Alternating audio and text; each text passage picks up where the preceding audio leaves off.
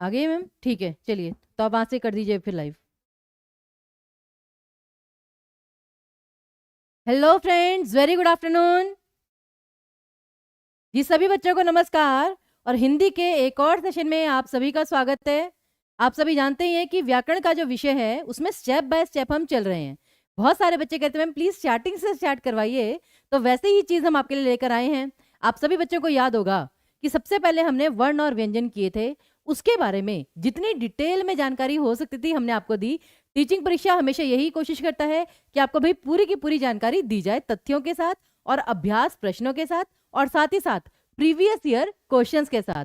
तो उसी सीरीज में फिर वर्ण व्यंजन के बाद आए थे शब्दकोश। अब शब्दकोश के बाद ठीक है ना, हम अगला जो टॉपिक है वो छंद क्यों लेकर आए हैं, ये चीज आपको समझनी है। देखिए भाई, जो छंद होते हैं वर्णिक और मात्रिक छंद, नाम से ही आपको स्पष्ट होगा कि इसमें वर्ण और मात्राएं, यही सबसे ज्यादा महत्वपूर्ण होता है। यही चीज आपको समझनी है और मतलब कनेक्ट आप बहुत अच्छा कर पाएंगे। तो इसीलिए ये वाला हमारा अगला टॉपिक है जो बीपीएससी, ठीक है ना, DSSB, BS सेट सभी में आएगा टॉपिक। तो इंपॉर्टेंट ये बात जो है सभी के लिए है। तो सभी बच्चे तैयार हैं आज के सेशन के लिए? जल्दी से बता दीजिए प्लीज, फटाफट लाइक और शेयर कर दीजिए। वेरी गुड आफ्टरनून सभी को, जो बच्चे बाद में जुड़े हैं।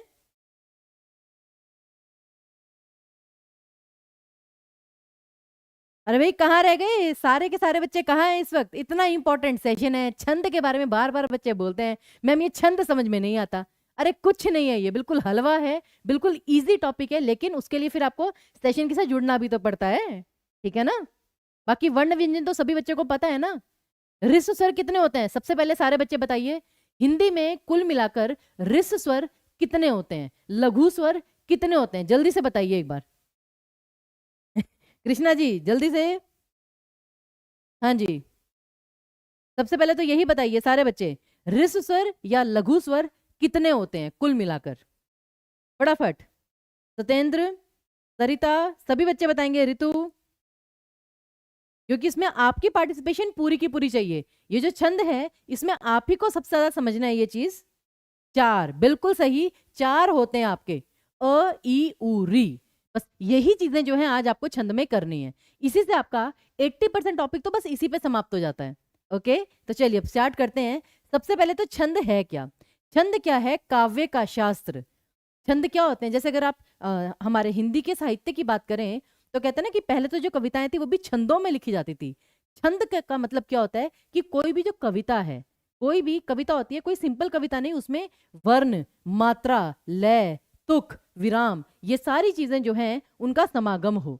यानी कि वर्णों की एक निश्चित संख्या हो कि इस पंक्ति में इतने ही वर्ण आएंगे। वो जैसे आजकल हम वो शेरो शायरी वगैरह करते हैं ना, तो अपनी मर्जी से कुछ भी लिखते रहते हैं, कविताएं लिखते हैं, हिंदी की अंग्रेजी की कुछ भी लिखते रहते हैं। परंतु वो छंद कब कहलाता है? जब वो नियमों के बंधन में बंध जाता है कि उसमें प्रॉपर नंबर के वर्ण होने चाहिए, मात्राएं इतनी ही होनी चाहिए, फिर विराम जिसे आप कहते हैं यति, वो भी एक निश्चित होना चाहिए कि इतने वर्णों के बाद आपको ब्रेक लेना है। जैसे दोहे का नियम तो आएगा, सभी बच्चों को पता ही है, ठीक है ना, कि 13-11, यानी पहले 13 मात्राओं के बाद गैप लेना है, फिर 11 मात्राओं के बाद गैप लेना है। इस सब चीज को। और तुक क्या होता है? तुक, तुक मिलना ये होता है कि जैसे जो आपके लास्ट के दो वर्ड हैं, दो पंक्तियां हैं, दो पंक्तियों के लास्ट के जो वर्ड हैं वो राइम में है, राइम जिसे कहते हैं। आना जाना, ठेला, चेला, मतलब वो चीज तो उसे कहते हैं तुक। और लय वो होता है जो फ्लो, कि बोलने में कविता में ऐसा ना हो कि हम अनुच्छेद पढ़ रहे हैं। जो गेयता होती है कविता में, ठीक है ना, गाने की तरह उसे लय में गाते हैं। तो ये सारी चीजें मिलकर बनाती हैं छंद। ओके, और याद रखिए इसका सबसे पहला वर्णन आपका ऋग्वेद में मिला था। पेपर में क्वेश्चन पूछा जा सकता है, आते हैं ना थ्योरी के क्वेश्चन, कि छंद का सबसे पहला वर्णन कहाँ मिला था, तो वो आएगा आपका ऋग्वेद में, ठीक है। और अगली चीज अब जैसे ये है, कविता की पंक्ति पढ़िए, रात दिवस पूनम अमा, सुख दुख छाया धूप, यह जीवन बहुरूपिया, बदले कितने रूप। तो यहाँ पे धूप रूप, ये क्या है? आपका तुक मिल रहा है। और इसे बोलकर देखिए, इसको आपको गेयता में बोलना है, मतलब एक फ्लो में बोलना है, तभी आपकी लय बनेगी। ऐसा तो है नहीं कि आप इसे अनुच्छेद की तरह पढ़ें। तो एक बार सभी बच्चे पढ़कर देखिए इसे, रात दिवस पूनम अमा, सुख दुख छाया धूप, यह जीवन बहुरूपिया, बदले कितने रूप। तो यहाँ पे आपने 4 बार ब्रेक लिया, एक यहाँ पे ब्रेक लिया, एक यहाँ पे ब्रेक लिया, एक यहाँ पे ब्रेक लिया और एक यहाँ पे ब्रेक लिया। तो बोलकर देखेंगे तभी आपको आइडिया लगेगा। ये जो ब्रेक लेते हैं इसे कहते हैं यति या विराम। और उसके बाद जितनी बार आप विराम लेते हैं ना, उतनी पर्टिकुलर लाइन को हम कहते हैं चरण। यानी कि एक चरण, दूसरा चरण, तीसरा चरण और चौथा चरण, ये चरण। ये सारी टर्मिनोलॉजीज आपको पता होनी चाहिए, क्योंकि पेपर में ये देखा गया कि कभी कभी बिल्कुल ही आसान क्वेश्चन आ जाता है, कभी कभी डिफिकल्ट क्वेश्चन आता है जो आप एक्सपेक्टेड मतलब करते हैं, एक्सपेक्ट करते हैं जो। तो इसलिए ये इस प्रकार से 1 2 3 4 ये आपके कुल मिलाकर 4 चरण हो गए। तो अधिकतर मतलब कि किसी छंद में 4 चरण माने जाते हैं।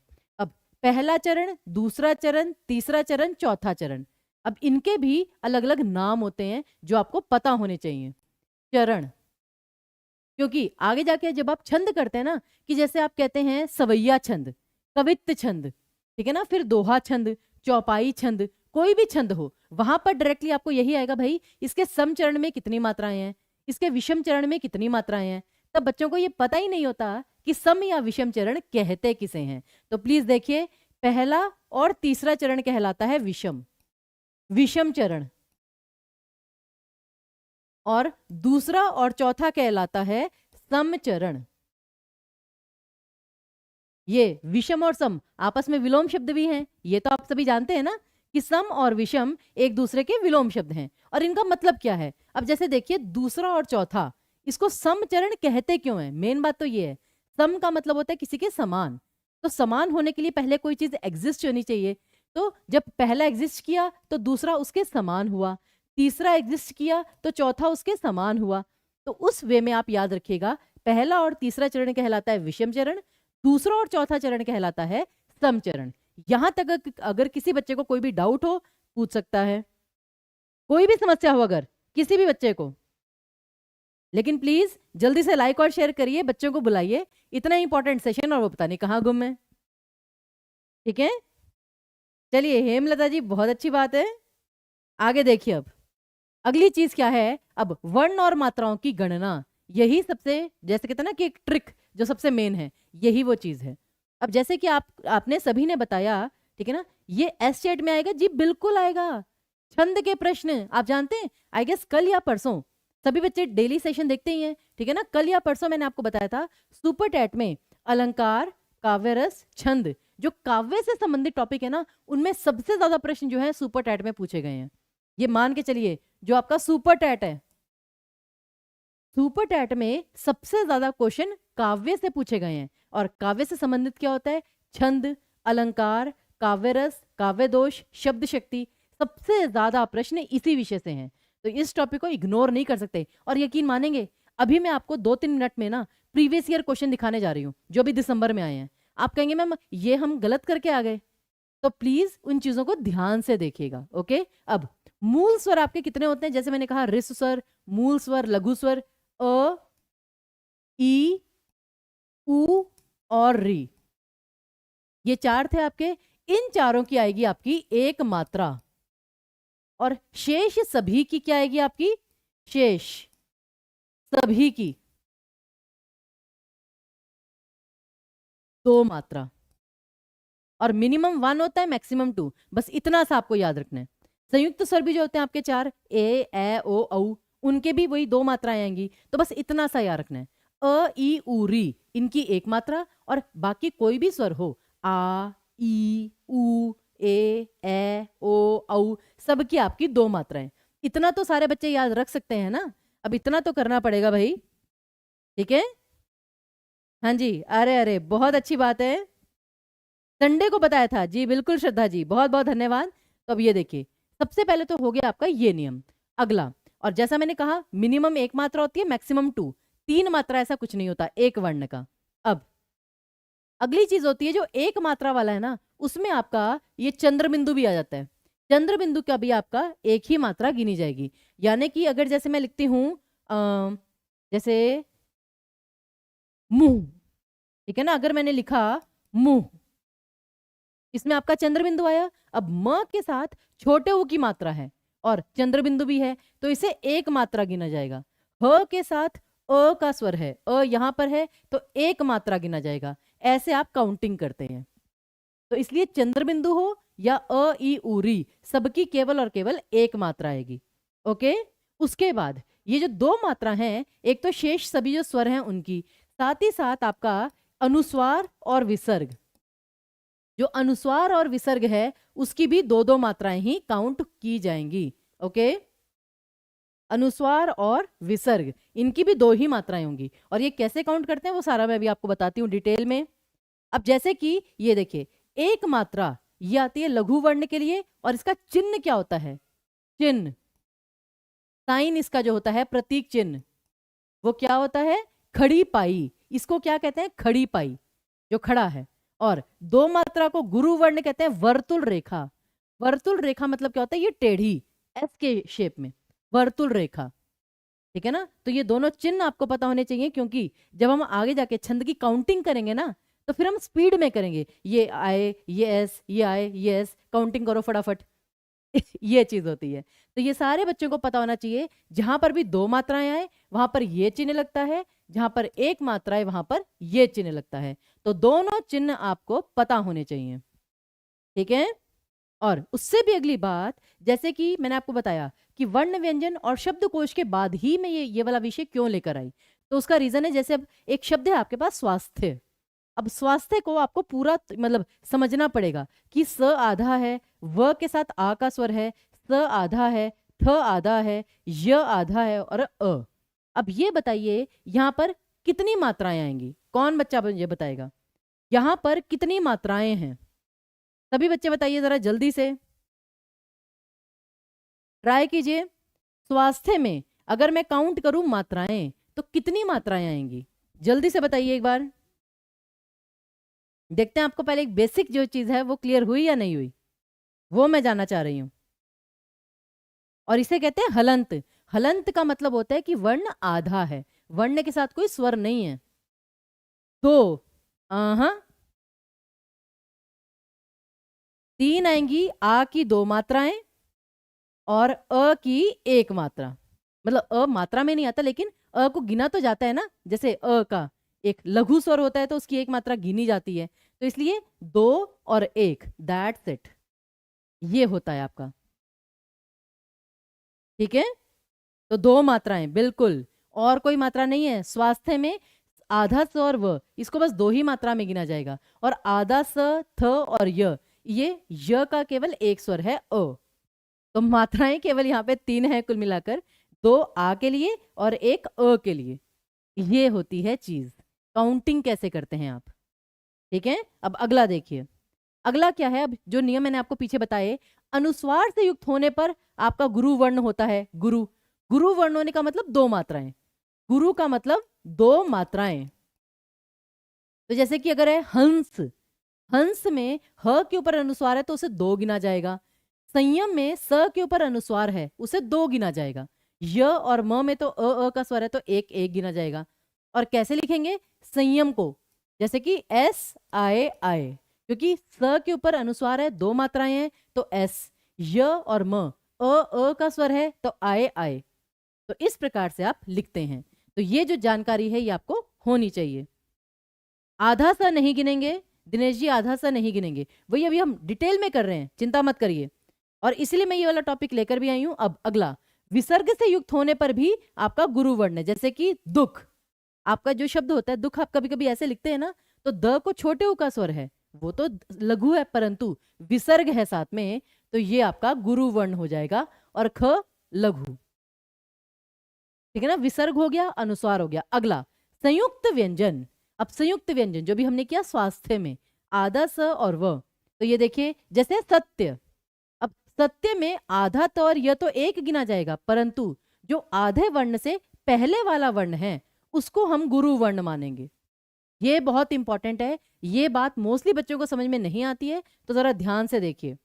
अगर यहाँ पे आधा त है तो इसको पहले वाला जो वर्ण है, इससे पहले वाला वर्ण, वो गुरु वर्ण आएगा, ठीक है ना।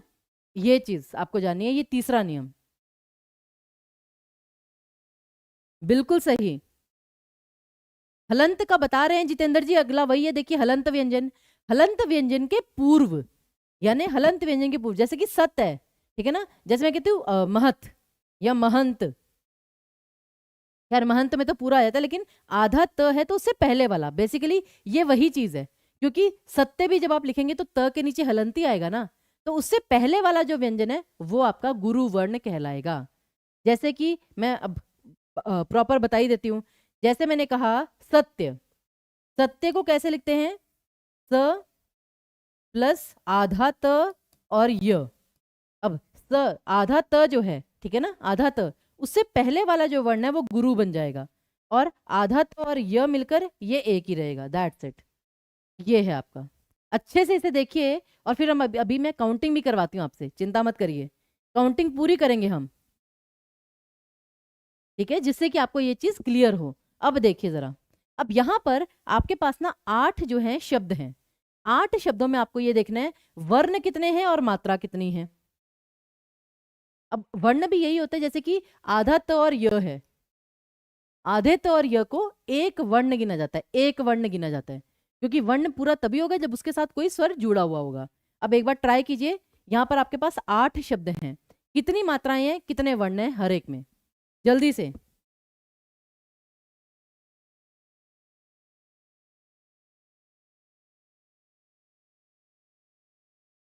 शाजिया जी बताइए।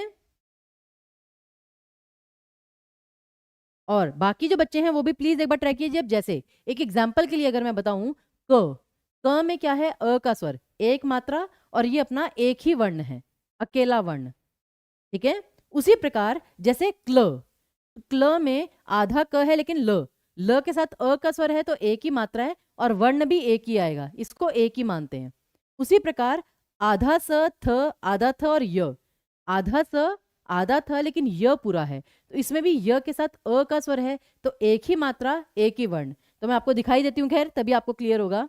ये देखिए, यहां तक आपका एक वर्ण और एक मात्रा ही चल रहा है क्योंकि वर्ण भी हम तभी गिनेंगे जब उसके साथ कोई स्वर होता है। तो ये जो टेबल है, ये टेबल आपके लिए बहुत महत्वपूर्ण है समझने के लिए, इसे ट्राई कीजिए। अब जैसे का क में आ का स्वर है तो वहां पे दो मात्राएं हो जाएंगी, लेकिन वर्ण केवल एक है, क वर्ण एक ही है। फिर मात्राएं, क्ला, ल के साथ आ का स्वर है तो मात्राएं दो हो गई लेकिन वर्ण एक ही है। लेकिन कल, क अलग से, ल अलग से, क के साथ अ का स्वर, ल के साथ अ का स्वर, तो 1 1 यानी कि दो वर्ण दो मात्रा। तो इस प्रकार से आप देखते हैं, इसको रिलैक्स होकर देखिए, ध्यान से देखिए, जल्दबाजी कोई नहीं, क्योंकि हम ये वाला जो टॉपिक है, ठीक है ना, इसे कल तक लेकर जाएंगे जिससे आपको ये topic point two point detail में समझ में आ जाए। ओके, ध्यान से देखिए, अगर किसी बच्चे को कोई भी डाउट हो तो आप बता सकते हैं, मैम 6th का बता दीजिए, मैम 4th का बता दीजिए, पूछ सकते हैं आप, कोई टेंशन की बात नहीं है। 4th बता देते हैं, क्र। अब ये क्र भी नहीं कहते, इसे अर्क जैसे होता है ना, अर्क, ये शब्द हम कैसे लिखते हैं, जैसे कि अर्क है। अब यहाँ पे क्या है, ये जो र है ये आधा है यहाँ पर, तो यहाँ पे अ जो है वो गुरु हो जाता है, क के साथ अ का ही स्वर है तो ये लघु, तो इसलिए क एक ही वर्ण है एक ही मात्रा है। वो जो र का है वो तो इससे पहले वाले व्यंजन में फर्क पड़ेगा, क पे कोई इफेक्ट नहीं पड़ेगा इसका, ठीक है। चलिए, जिनका सही था सब, बहुत अच्छी बात है, वेरी गुड। और देखिए क्लम, अब ये जो क्लम है, अब यहाँ पे म अकेला है, अ का स्वर है, और आधा क और ल ये एक है, तो दो वर्ण दो मात्राएं। आराम से देखिए इसे, और आप चाहते हैं तो इसकी फोटो भी ले सकते हैं, कोई इश्यू वाली बात नहीं है, लेकिन समझना है बस डिटेल में। अब जैसे जो 5th है, क के साथ आ का स्वर, दो मात्राएं लेकिन वर्ण तो कई है ना, तो बस ये चीज है। और आगे जाके छंदों में आपको यही चीज स्पीड में आनी चाहिए। अभी जितना मैं आपको स्लो करवा रही हूँ ना, छंद में आपको यही चीज स्पीड में करनी है। भी फटाफट काउंटिंग करो, मैंने आपको पूरी कविता की पंक्ति बता दी, उसमें यही सारा काउंट करना है, तो यही सबसे बेसिक है, यही अच्छे से समझना है। तो सभी बच्चे इसे समझिए अच्छे से, और क्लियर हो गया तो आगे बढ़ते हैं फिर। हाँ जी, हो गया क्लियर। का में दो मात्राएं कैसे हैं, का आ का स्वर है, अ ई उ री रिस स्वर, तब से मैं गला फाड़ फाड़ के क्या कह रही हूँ, अ ई उ री, इनकी एक मात्रा होती है, बाकी सारे स्वरों की दो मात्राएं होती हैं तब से। और हम क्या कर रहे हैं ये बताइए, और मुझे लगता है आपने लेट ज्वाइन किया है। ये देखिए, ये तब से मैं क्या कह रही हूँ, ये अ ई उ री, इनकी एक मात्रा होगी, बाकी सभी जो स्वर हैं उनकी दो मात्राएं होंगी। और तब से क्या डिस्कस कर रहे हैं हम? हाँ, चलिए आगे देखिए अब। हाँ जी, अब ये आपके पास 6 शब्द हैं। अब इन 6 शब्दों में फटाफट से काउंट कीजिए कितने वर्ण हैं और कितनी मात्राएं हैं। यहां पे मात्रा लिखिए और यहां पे लिखिए वर्ण। सभी बच्चे एक बार ट्राई कीजिए, फिर मैं डिटेल में बताऊंगी कैसे हुआ कैसे नहीं हुआ। 6 शब्द हैं आपके पास। सभी बच्चे इन 6 शब्दों में कुल कितने वर्ण हैं और कुल कितनी मात्राएं हैं चेक कीजिए। और कोई बात नहीं, अगर क्लियर नहीं भी होता है तो शब्दों के माध्यम से आपको क्लियर हो जाएगा। जल्दबाजी कोई नहीं है, और इसलिए ये वाला टॉपिक आराम से हम कर रहे हैं कि आप पॉइंट टू पॉइंट समझें, ठीक है ना। इसमें जल्दबाजी नहीं करनी है, समझना है। I guess DT plus B TGT में तो हिंदी के 20 क्वेश्चन आते हैं, 20 क्वेश्चन आते हैं आपके, लेकिन उसमें छंद का प्रश्न भी आता है। ओके, तो आप छंद को इग्नोर नहीं कर सकते हैं। और यकीन मानिए, ये जिस हमारे माइंड में हवा बना हुआ है कि छंद मुश्किल है, बहुत आसान है छंद, ठीक है ना। चलिए वेरी गुड, बताते रहिए सभी बच्चे। कंचन, श्रद्धा, रमन, शोभा, धान्या, दिनेश, वेरी गुड, करते रहिए सभी बच्चे। शोभा, शाजिया, वेरी गुड, रूबी। अब फॉर एग्जाम्पल जैसे देखिए समास, समास में क्या है, स के साथ अ का स्वर, म के साथ आ का स्वर यानी कि दो मात्राएं, और स के साथ अ का स्वर, तो 1 2 3 और 4, 4 तो मात्राएं हैं, लेकिन वर्ण तो केवल 3 है ना, स म और स, तो 4 मात्राएं 3 वर्ण। अगला संधि, अब स के ऊपर अनुस्वार है तो अनुस्वार की 2 मात्राएं आएंगी, ठीक है ना। और ध के साथ छोटी की मात्रा है, अ ई उ री, तो छोटी की मात्रा है तो 1 मात्रा आएगी, तो वर्ण मात्राएं कितनी हुई, 3, 2 + 1 3, लेकिन वर्ण तो 2 ही है, स और ध, तो 2 वर्ण हुए आपके। ऐसे ही बाकी करिए फटाफट। ये करना है आपको, मात्रा गिननी है और वर्ण गिनने हैं, क्योंकि जानते हैं जब हम आगे जाएंगे छंद में तो प्रश्न पेपर में आपसे पूछा जाता है कि ये किस प्रकार का छंद है, वर्णिक छंद है या मात्रिक छंद है, ठीक है। तो करिए सभी बच्चे फटाफट। अब 2 तो मैंने कर ही दिए, आगे का देखिए। और वर्ण गिनने सबसे आसान है, दुनिया का सबसे आसान काम वर्ण गिनना है। मात्राओं में फिर समस्या आ जाती है, क्योंकि मात्राओं में आपको देखना पड़ता है आ की मात्रा है, ई की मात्रा है, ऊ की मात्रा है। वर्णों में क्या करना है, अब जैसे वर्ण है यहाँ पे व ण न, 3 वर्ण, व आधा च और छ तो 1 माना जाएगा, तो व छ द 3 वर्ण, व ग ह 3 वर्ण, द ग ण 3 वर्ण। क्या मुश्किल थी, 3 वर्ण है, काम खत्म। तो वर्ण गिनना दुनिया का सबसे आसान काम है, सबसे फुद्दू काम है वर्ण गिनना, ठीक है ना। इससे ज्यादा मैं और क्या कहूं, सबसे फुद्दू काम है वर्ण गिनना। मात्राओं में फिर समस्या आ सकती है, वर्ण गिनने में कभी समस्या नहीं आनी चाहिए। ओके, और अब गिनते हैं मात्राएं। मात्राओं में अब देखिए, अब आधा अण, ये आधा र, सॉरी, अब ये अण के ऊपर जो आधा र है, इससे पहले वाले वर्ण की मात्रा बढ़ जाएगी, तो 2, और अण जो है उसमें अ का स्वर है तो 1, 2 1 1, तो 4 मात्राएं। विच्छेद, अब यहाँ पे ए की मात्रा और आधा च है, आधा च है तो इसकी 1 मात्रा यहाँ पे बढ़ जाएगी तो 2, ए की मात्रा है तो 2, और द है तो 1, तो 5 मात्राएं। विग्रह में, ठीक है ना, आधा ग है तो यहाँ पे मात्रा फिर बढ़ जाएगी, 2 1 1, 4 मात्राएं। और द्विगुण में, ठीक है ना, द्वि 1 मात्रा, ग को छोटे ऊ की मात्रा 1 1, तो 3 मात्राएं।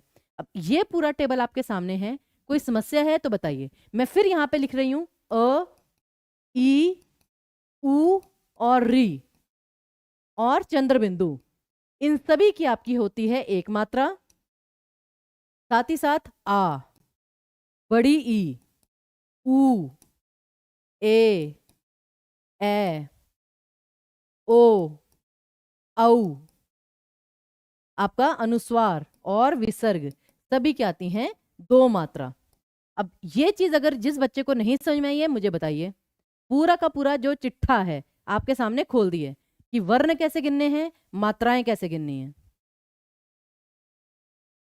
नहीं नहीं नहीं प्रतिमा जी, स चाहे 2 बार आया है लेकिन उसकी मात्रा तो अलग अलग काउंट होगी ना, तो ये वो नहीं है, मतलब हमें वो इतना टेक्निकल नहीं जाना है, हमें सिंपल ये देखना है 3 वर्ण यूज हुए हैं, एक में अ की मात्रा, एक में अ की मात्रा, एक में आ की मात्रा, तो 3 वर्ण है, उस प्रकार से हमें करना है।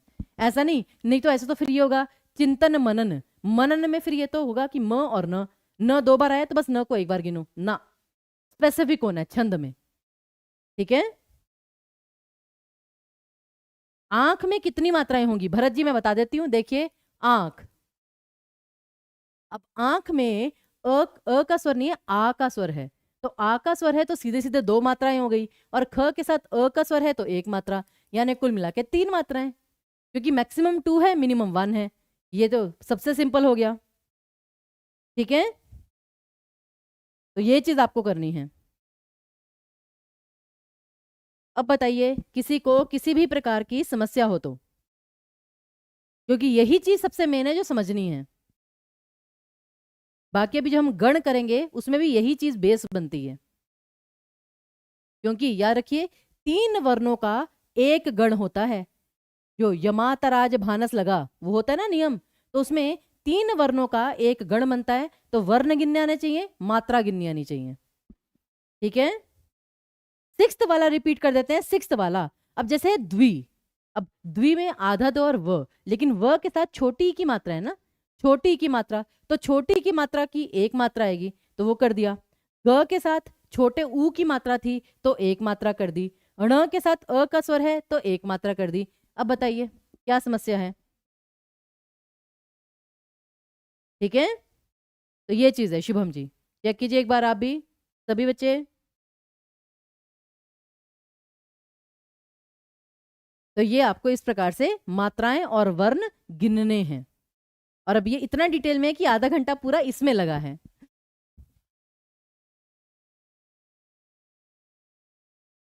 यहां तक एक बार चेक कीजिए सभी बच्चे, और प्लीज लाइक और शेयर कर दीजिएगा, क्योंकि ये टॉपिक बहुत इंपॉर्टेंट है। अब देखिए, अब आते हैं गण पर, और याद रखिए जो छंद होते हैं वो जितने प्रकार के होते हैं, गण मोस्टली आपके वर्णिक छंदों में आते हैं, हालांकि मात्रिक छंदों में भी इसके कुछ कुछ नियम होते हैं, परंतु मुख्य इनकी भूमिका होती है वर्णिक छंदों में, और 3 वर्णों का एक समूह होता है, अर्थात ये देखिए जो भी हमने पीछे किया था, जहां पे 3 वर्ण हैं वो एक एक गण के अंतर्गत आते हैं, परंतु जैसे ये है 2 वर्ण, 2 वर्णों का कोई गण नहीं बनता, तो इसलिए कम से कम आपके लिए 3 वर्ण का समूह होना चाहिए, वही आपका गण बनता है। और उसके लिए आपको एक चीज, अब जैसे हम बार बार कहते हैं चीजें रटनी नहीं चाहिए, कुछ चीजें रटनी पड़ेंगी भैया, जैसे पीरियोडिक टेबल रटते हो, थ्योरम्स रटते हो, वैसे ही आपको ये याद करना पड़ेगा, यमाता राज भानस लगा, और यहाँ पे कहीं पे अ की मात्रा है, अ का स्वर है, कहीं पे आ का स्वर है, बस यही 2 चीजें हैं ना, और वो क्यों है ये देखिए, य में अ का स्वर है तो 1 मात्रा, म को आ का स्वर है तो 2 मात्रा, 2 मात्रा, 2 मात्रा, 1 2 1 1 1 2, तो ये पूरी सीरीज आपको एज इट इज याद करनी है, या माता राज भानस लगा, बिल्कुल एज इट इज, ओके। चलिए जी पीडीएफ भी दे देंगे, कोई टेंशन वाली बात नहीं है, ठीक है ना, वो हमारी जिम्मेदारी है। तो ये यमाता राज भानस लगा, ठीक है। अब देखिए, अब इसमें देखते हैं कैसे, अब जैसे 3 वर्णों का एक समूह, अब जैसे कि अगर मैं कहूं यहां पर ये मगण, ठीक है ना, अब ये जो ये आपके कितने हैं कुल वर्ण, 1 2 3 4 5 6 7 8 9 10, परंतु कुल मिलाकर आपके गण कितने होते हैं, केवल 8। ये जो ल और ग है ये बिल्कुल अलग है, ल से लघु वर्ण, ग से गुरु वर्ण, और लघु वर्ण की 1 मात्रा, गुरु वर्ण की 2 मात्रा, इसलिए इसकी वर्तनी है ल गा।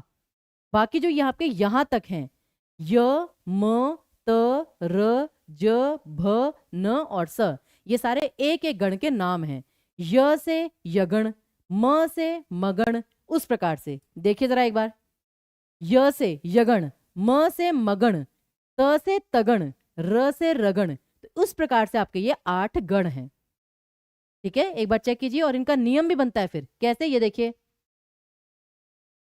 यमाता राज भानस लगा, भानस लगा, ये पूरा का पूरा। अब जैसे यगण, ध्यान से देखिएगा, यगण य से प्रारंभ होगा, य मा ता, तो क्या आया 1 2 2, इसका मतलब क्या हुआ आई एस एस, तो वही नियम है आपका, ये आपको करना है, और उसके बाद आप फिर किसी भी गण का नियम पहचान सकते हैं, ओके। रमन जी गिनने का रूल बता तो दिए, अ ई उ री का 1 मात्रा और बाकी जितने स्वर हैं उनकी 2 मात्रा। स्टार्टिंग से बस यही कर रहे हैं, पिछले आधे घंटे से हम यही चीज डिस्कस कर रहे हैं। ओके, तो इसलिए प्लीज जिन बच्चों ने स्टार्टिंग से नहीं देखा है, मैं इसलिए आपको डेली रिक्वेस्ट करती हूँ, दोपहर को 3 बजे भैया हमारे साथ जुड़ जाया करिए, ठीक है ना, दोपहर को 3 बजे, क्योंकि सीरीज में हम आपके लिए ग्रामर चला रहे हैं, तो उसको अच्छे से ध्यान से देखिएगा, ठीक है। हाँ जी, अब जैसे कि बाई चांस फॉर एग्जाम्पल बीच में से कुछ भी उठाते हैं, जगण, जगण है तो ज से प्रारंभ कीजिए, ज भा न, तो 1 2 1 आई एस आई, ये हो गया इसका नियम। और जैसे कि उदाहरण के लिए करील, अब क के साथ अ का स्वर है तो लघु, र के साथ बड़ी की मात्रा है तो गुरु, और ल के साथ अ का स्वर है तो लघु, 1 2 1 आई एस आई, वही बनाना। तो बस ये आपके गण हैं, और इसको और डिटेल में आप ये ऐसे भी देख सकते हैं कि यगण बना कैसे, यमाता, मगण कैसे बना, मा ता रा, तगण कैसे बना, ता रा ज, रगण कैसे बना, रा ज भा। इस प्रकार से पूरी डिटेल आपके सामने है, जिससे आप समझ सकें, ठीक है। इसको कैसे लिखते हैं, ठीक है ना। अब लिखते कैसे हम, जैसे कि फॉर एग्जाम्पल हमारा शब्द था समास, स मा स, समास टॉपिक तो सभी को पता है ना। अब ये बच्चे बताइए समास में कौन सा गण आएगा, इन सभी में से आप बताएंगे, ये जो आपके 8 गण हैं, समास शब्द में कौन सा गण आएगा, फटाफट बताइए जल्दी से, समास में कौन सा गण है, खुद ट्राई कीजिए पहले तो।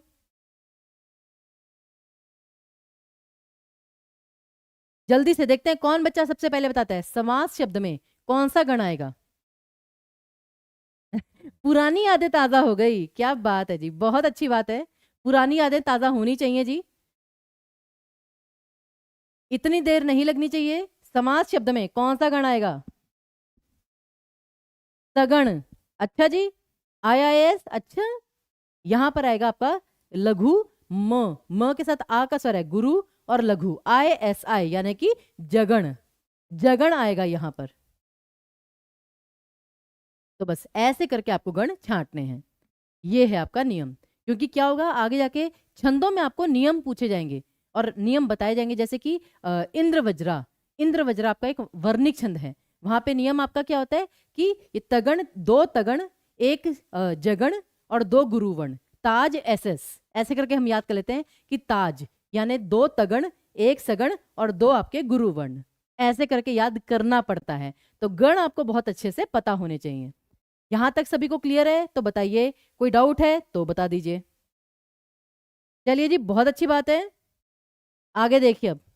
अब अगला, अब ये 5 शब्द हैं आपके पास, पांचों शब्दों में सभी बच्चे फटाफट बताइए अब कौन कौन सा गण है, गण बताना है आपको।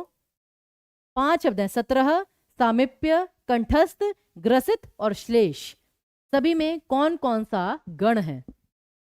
और आपकी सुविधा के लिए मैं यहां पर लिख भी देती हूं, कोई बात नहीं है, मुझे कोई एतराज नहीं है। यमाता राज भानस लगा, ये लीजिए, आप सबकी सुविधा के लिए मैंने लिख भी दिया नियम। अब बताइए पांचों शब्दों में कौन कौन सा गण आएगा, 17, सामिप्य, कंठस्थ, ग्रसित, श्लेष, जो भी शब्द आसान लगता है उसको पहले फटाफट कर दीजिए, क्योंकि तैयारी तो करनी है, छंद तो ऐसे ही तैयार होंगे किसी भी हालत में। और अभी जब इसके प्रैक्टिस क्वेश्चंस करेंगे, छंदों में डिटेल में जाने से पहले इसी के क्वेश्चंस हम करेंगे, MCQs। ओके, तो करिए सभी बच्चे, वेरी गुड, रीना, सरिता, अशोक, राबिया, करते रहिए बस।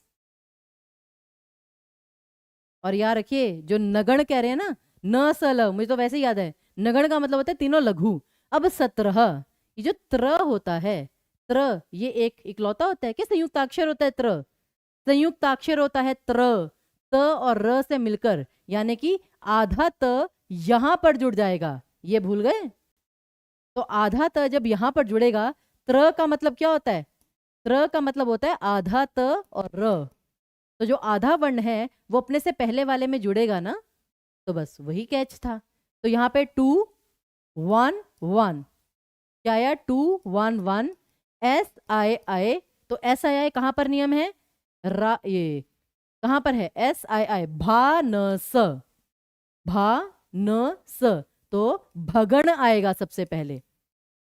जितने भी बच्चों ने पहले का ऑप्शन भगण लिखा है उनका सही है, नहीं तो अपने अपने आंसर को भंग कर दीजिए अपने आंसर को भंग।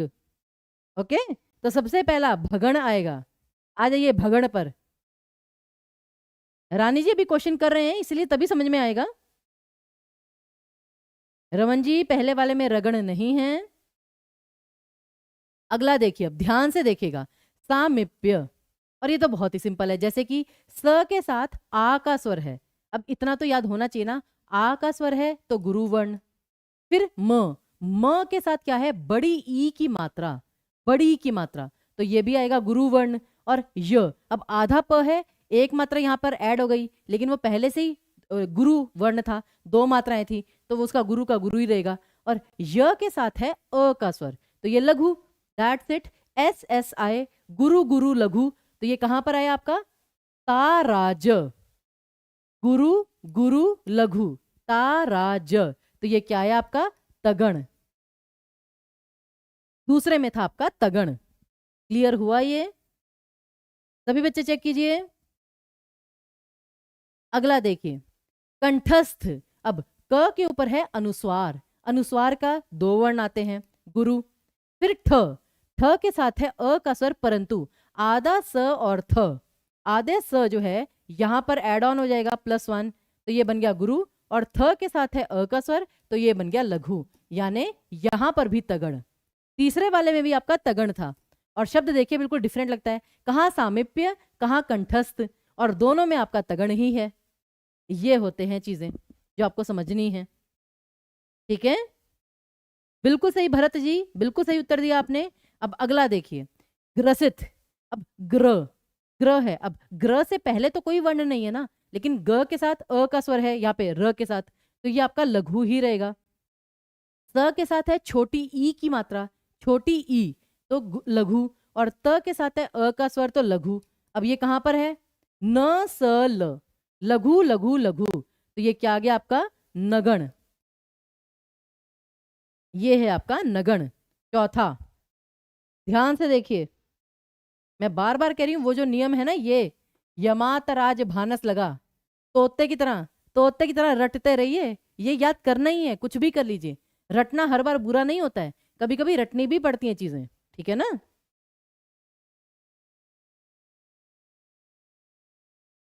छंद छंद जपना, पेपर में मार्क्स अपना, यही करना है आपको। और लास्ट में देखिए श्लेष। अब आधा श है, आधा श, और उसके साथ कोई भी स्वर नहीं है, और उससे पहले भी कुछ नहीं है, तो ये आधा श और ल ये एक साथ है, और ल के साथ एक ही मात्रा है तो गुरु वर्ण, श के साथ अ का स्वर है तो लघु, और यहाँ पे केवल दो वर्ण हैं, ल और श, क्योंकि आधा, आधा जो श शलगम वाला है वो तो आपका आधा है, तो उसे आप गिनेंगे नहीं, यानी कि इसमें कोई गण नहीं है, कोई गण नहीं है, क्योंकि जब तक तीन वर्ण नहीं होंगे तब तक गण बनेगा ही नहीं, काम ही खत्म। ये चीज थी आपकी, ये कैच था। अब बताइए, ठीक है रूबी जी, पेपर में कितने क्वेश्चन आए थे इसके, कितने क्वेश्चन आए थे, और तब बच्चे याद कर रहे थे, सुपर टैट में याद कर रहे थे बच्चे कि मैम आपने ये गण करवाए थे, हमें अच्छे से आते थे, हम 2 मिनट में करके आ गए फटाफट। सुपर टैट के जाके क्वेश्चन पेपर देखिए, आए थे ये वाले क्वेश्चन कि इस शब्द में कौन सा गण है। और अगर आपको लगता है गण जाने बिना आप छंद समझ लेंगे तो बहुत बड़ी गलतफहमी में है, ठीक है जी। तो इसलिए वही कहते हैं ना कि छंद छंद जपना और पेपर में मार्क्स अपना, तो बस वही है। चलिए अब आगे बढ़ते हैं। अब देखिए, निम्न में से किस गण में दो गुरु वर्ण नहीं होते। अब ये सोचिए ये पूछा क्या गया है, फिर वही मैं आपके लिए हेल्प के लिए लिख देती हूं, यमाता राज भानस लगा, यमाता राज भानस लगा। ये लीजिए, बार बार मैं आपके लिए लिख रही हूं क्योंकि आज का मैं आपको समय दे रही हूं, कल आपको ये मौका नहीं मिलेगा, याद रखिए। कल सिर्फ एमसीक्यूज होंगे, क्योंकि थ्योरी जितनी करनी है आज हम कर रहे हैं, अच्छे से कर रहे हैं थ्योरी। कल सिर्फ और सिर्फ क्वेश्चंस होंगे जिसमें आपको ये काउंटिंग यूं रट जानी चाहिए किसी भी हालत में। ठीक है, तो देखिए अब निम्न में से किस गण में चारों में से दो गुरु वर्ण नहीं होते? ट्राई कीजिए एक बार। पहले तो यही देख लीजिए कि इस गण का नियम क्या है। यगण, तगण, भगण और मगण।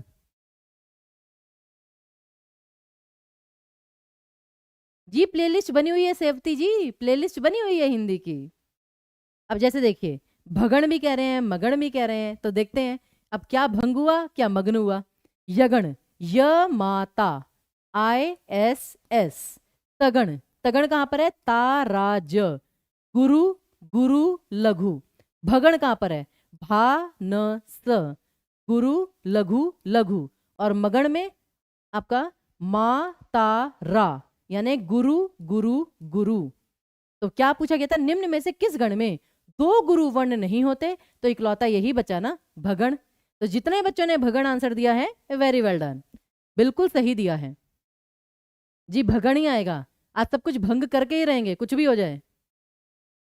लोकसभाएं भंग करते हैं, हम यहाँ पे छंद ही भंग कर रहे हैं। तो करिए,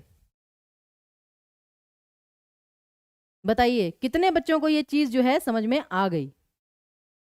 बाकी जब क्वेश्चंस करेंगे तो जितने बच्चों को नहीं आई है वो भी धीरे धीरे आ जाएगी। ओके, अब अगला देखिए, अगला क्या है? किस गण में दो लघु वर्ण नहीं होते? अब गुरु की जगह लघु आ गया, फिर वही मैं आपके लिए लिख देती हूं, ये लीजिए। यमाता राज भानस लगा, ये लीजिए। अब बताइए किस गण में दो लघु वर्ण नहीं होते? अच्छे से बताएंगे सभी बच्चे। अब समझ में आ गया ना राधिका जी? तो बस यही है। देखिए अब मुझे कैसे पता चल जाता है, मुझे पता था रमन जी का कमेंट आने वाला है, क्योंकि वो पहले भी यही कह रहे थे कि मैम ये समझ में नहीं आ रहा। अब देखिए य मा ता कैसे कैसे करना है। अ की एक मात्रा होती है, अब इतना तो याद हो गया ना। अ ई उरी एक मात्रा, बाकी सबकी दो मात्राएं। अ की एक मात्रा। म के साथ आ का स्वर है तो दो मात्राएं। त के साथ दो मात्रा, आ का स्वर है तो दो मात्राएं। र के साथ आ का स्वर है तो दो मात्राएं। ज के साथ अ का स्वर है तो एक मात्रा। और उसी प्रकार से ये आपका बन गया। अब एक मात्रा के लिए खड़ी पाई होती है, दो मात्राओं के लिए एस होता है, गुरुवर्ण वर्तुल रेखा। तो वहां से नियम बनाइए। जगण का क्या नियम आएगा? ज भा न। क्या आएगा? ज भा न। तो ISI। नगण में क्या होगा? न स ल, यानी लघु लघु लघु। सगण में क्या होगा? स ल गा, यानी कि SIIS। और रगण में क्या होगा? राजभा, SIS। तो प्रश्न क्या था? किस गण में दो लघु वर्ण नहीं होते? तो आ गया आपका उत्तर रगण, जहां पे दो गुरु हैं और एक लघु है। ये चीज आपको करनी है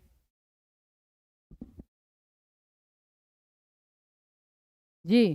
तो डी ऑप्शन जो है आपका करेक्ट आएगा, रगण, जहां पर दो गुरु वर्ण है और एक लघु वर्ण है। ठीक है, तो ये बहुत महत्वपूर्ण चीज है भाई, इसको कोई बच्चा छोड़ेगा नहीं। बहुत महत्वपूर्ण और बहुत आसान है।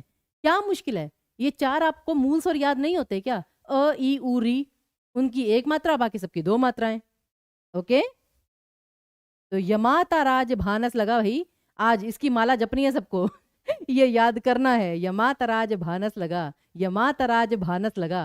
और पेरेंट्स भी सोचेंगे भैया हमारे बच्चे को क्या हो गया, बेचारा सीधा साधा बच्चा था अभी 3 बजे से पहले, और ये 4 बजे के बाद क्या हो गया बच्चे को कि वो बोल रहा है यमाता राज भानस लगा। हाँ, जगण का फिर से, तो ज कहां पर है? ज, ज भा न। तो ज भा और न, लघु गुरु लघु, ISI। क्या मुश्किल है बताइए? हाँ जी, ज भा न, लघु गुरु लघु। कहाँ समस्या आ रही है? चलिए जी अगला देखिए। अब कौन से छंद में गणों का विचार नहीं किया जाता है? अब ये बताइए, अभी मैंने थोड़ी देर पहले आपको बताया था। हाँ जी, कौन से छंद में गणों का विचार ऐसे नहीं किया जाता?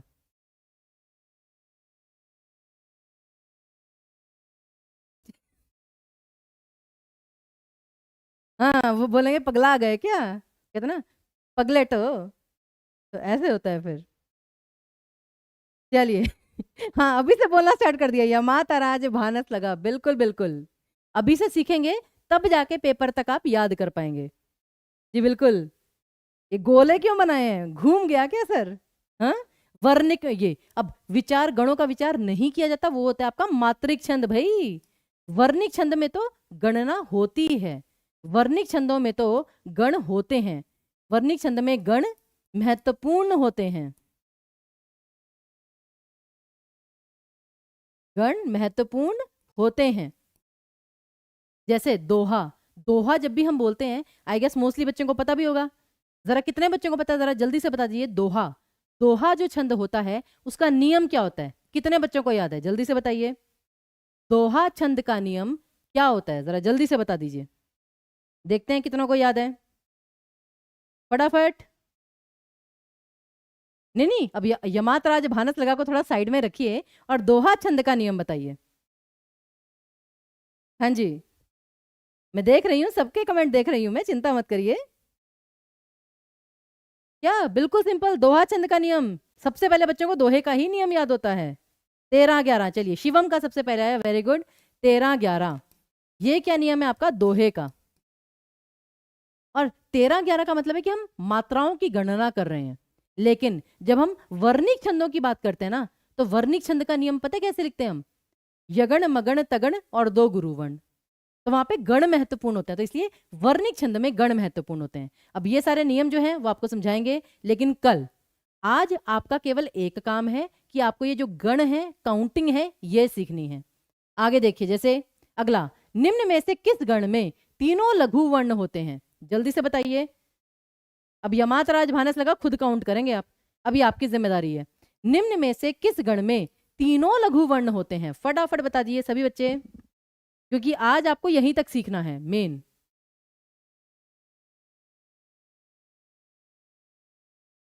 बिल्कुल नरेश जी, बिल्कुल। 13-11 दोहा, 11-13 सोरठा, वो भी अभी मैं बताऊंगी, एक बार ये क्वेश्चन हो जाए।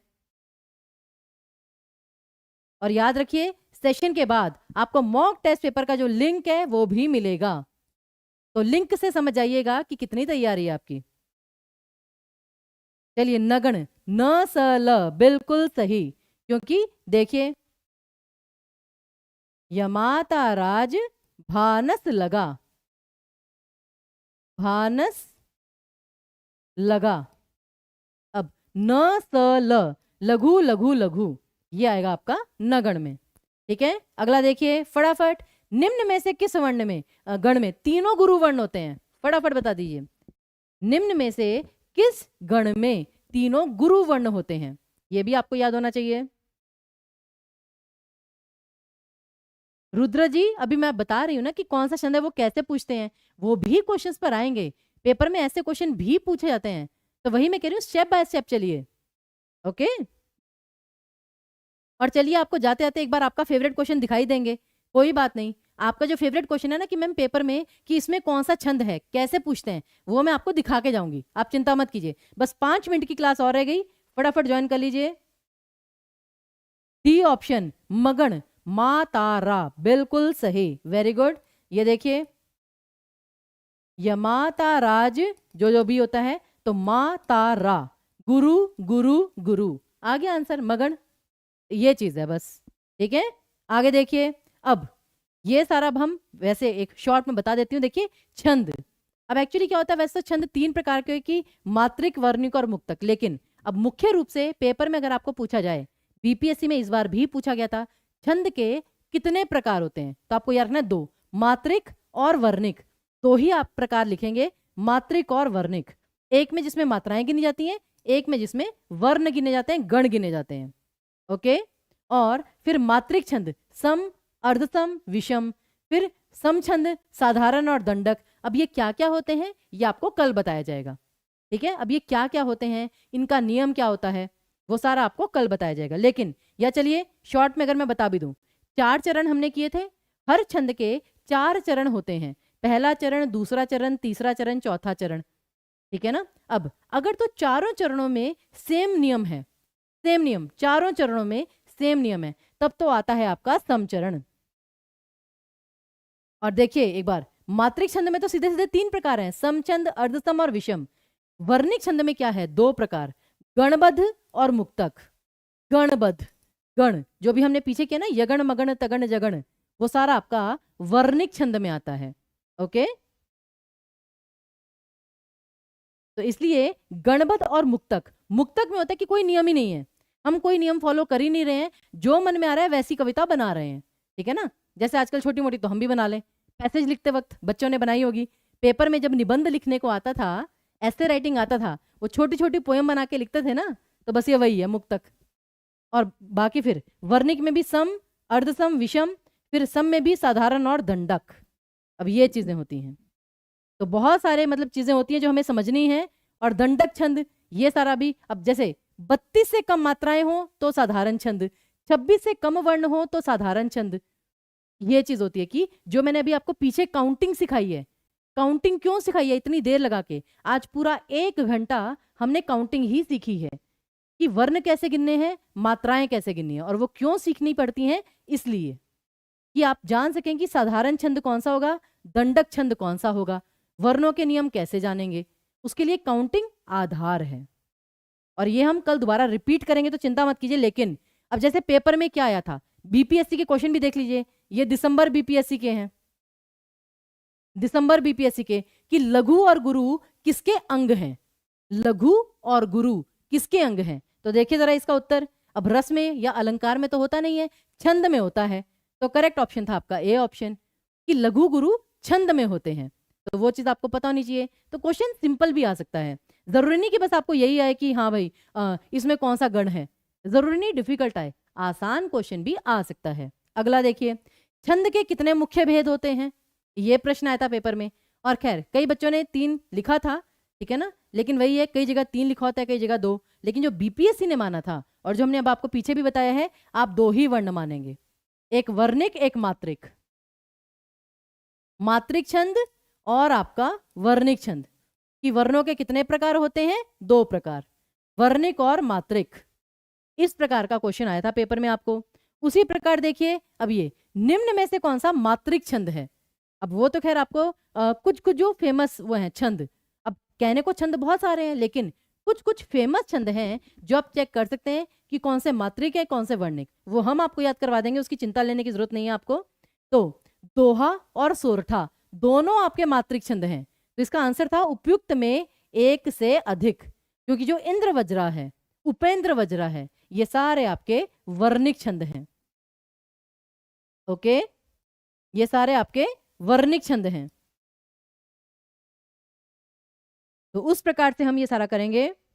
आगे देखिए, फिर अब जैसे आप कह रहे थे कि मैम गण काउंट करने में कैसे आता है, तो पेपर में ऐसे आता है, आपको ये पंक्तियां दे दी जाएंगी और पूछा जाएगा इसमें कौन सा गण है। अब एक बार आप काउंटिंग की बात कर रहे थे ना मैम, पोयम में काउंटिंग कैसे करनी है, करिए काउंटिंग, पहले वाले में काउंटिंग करिए सभी बच्चे फटाफट।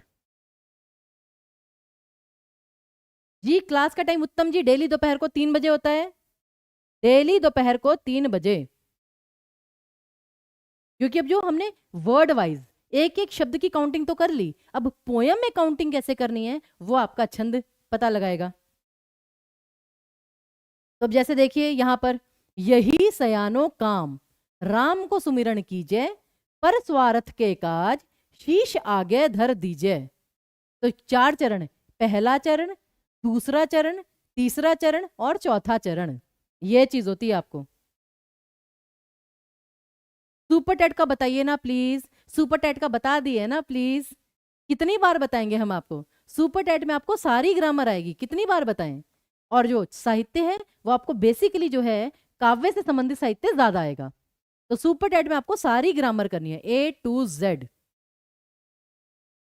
जी बिल्कुल बिल्कुल। अब जैसे देखिए, यही, अब य के साथ अ का स्वर है तो 1, ह के साथ बड़ी की मात्रा है तो 2, 1 2 2 2 1, कॉमा आ गया, ब्रेक आ गया, अब काउंट कीजिए 1 2 3 4 5 6 7 8 9 10 11, तो पहली मात्रा है आपकी 11, दूसरा 1 2 3 4 5 6 7 8 9 10 11 12 13, तो ये आया 13। तो पहले का नियम क्या है, 11 13, ये होती है काउंटिंग। जो आपको सीखनी है, जो हमें आगे जाके करनी है, क्योंकि बाद में फिर पेपर में ये जल्दी जल्दी करना होगा। ठीक है, डी ट्रिपल एस बी में साहित्य नहीं है सच। हाँ, पीजीटी की बात करें वो एक अलग बात है, पीजीटी में तो आपका फिर साहित्य होता ही है। तो ये आपका सोरठा छंद है बेसिकली। और पर स्वारथ, अब यहाँ पे जैसे 1 1 2, ये 1 2 3 4 5 6 7 8 9 10 11, तो यहाँ पे भी 11 मात्राएं। और 1 2 3 4 5 6 7 8 9 10 11 12 13, तो 11 13, 11 13 का नियम है, तो आपका सोरठा नियम है। लेकिन एक चीज, अब जैसे हमने ऊपर किया ना ब्रेक लेके, एक बार इन दो पंक्तियों को पढ़कर देखिए, ये मैं छोड़ूंगी नहीं, अच्छे से पढ़कर देखिए एक बार और बताइए ब्रेक आ रहा है इसमें। जो नीचे की दो पंक्तियां हैं पढ़कर देखिए, बोलकर देखिए अच्छे से, क्योंकि जब तक आप बोल के नहीं देखेंगे तब तक आपको समझ में नहीं आएगा। नित नव लीला ललित थानी गोलोक अजिर में, रमत राधिका संग रास रस रंग रुचिर में। अब यहां पर अगर आप बहुत ही ध्यान लगाकर देखेंगे ना, बीच में आपने ब्रेक नहीं लिया है, आपने पूरी पंक्ति एक बार में पढ़ी है। आप चेक कर लीजिए। और यहाँ पे 11 13 का टोटल क्या था, 24। अब इसकी भी अगर आप काउंटिंग करेंगे तो वो आपकी 24 ही आएगी। जैसे कि 1 2 3 4 5 6 7 8 9 10 11 12 13 14 15 16 17 18 19 20 21 22 23 24, तो 24। और ये आपका मात्रिक छंद ही है। अंतर क्या है, ये है आपका सोरठा, ये है आपका रोला, क्योंकि दोनों का नियम 24-24 मात्राओं का होता है, 11-13 नियम में होता है, परंतु सोरठा में आपको 11-13 स्ट्रिक्टली फॉलो करना पड़ता है, लेकिन रोला में आपको केवल 24 मात्राओं से फर्क पड़ता है कि 24 मात्राएं होनी चाहिए, बीच में ब्रेक हो या ना हो। ये अंतर होता है सोरठा और रोला में। आज के लिए इतना पर्याप्त है। ओके जी, बिल्कुल लेंगे उत्तम जी, बिल्कुल लेंगे। तो इसी के साथ आज का सेशन हम समाप्त करते हैं। आई होप कि आपको जो सेशन है वो यूजफुल लगे, तो प्लीज जल्दी से लाइक और शेयर कर दीजिएगा। ठीक है, जल्दी से लाइक और शेयर कर दीजिए। और अब मिलते हैं आपसे कल दोपहर को 3 बजे। अब यहां तक आपको काउंट करना आ गया। अब कल से हम जो छंद है वो डिटेल में आ जाएंगे, मात्रिक छंद कौन कौन से हैं, दोहा सोरठा चौपाई ये सब, और वर्णिक छंद इंद्र वज्रा उपेंद्र वज्रा सवैया कवित घनाक्षरी, और कैसे कैसे काउंट करना है, तो ये हम कल करेंगे। ठीक है, चलिए टेस्ट का लिंक भी आपके सामने आ चुका है, तो चलिए फिर मिलते हैं आप कल। बहुत बहुत धन्यवाद।